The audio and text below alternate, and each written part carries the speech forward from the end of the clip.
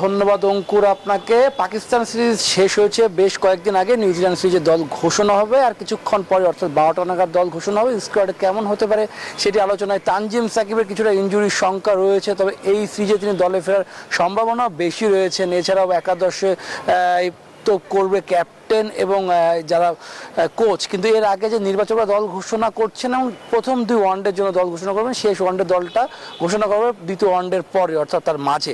সব কিছু মিলে বাংলাদেশ দল এখনও মিরপুর অনুশীলন করছে, নিউজিল্যান্ড সিরিজ সামনে রেখে পুরো স্কোয়াড অনুশীলন করছে এবং যারা ওয়ানডে সিরিজে থাকবে না তারা কিন্তু এর মধ্যে প্রস্তুত হচ্ছে এবং সকাল থেকে অনুশীলন চলছে, দীর্ঘক্ষণ অনুশীলন করছে, বিকাল পর্যন্ত গরমের মধ্যে অনুশীলন করছে।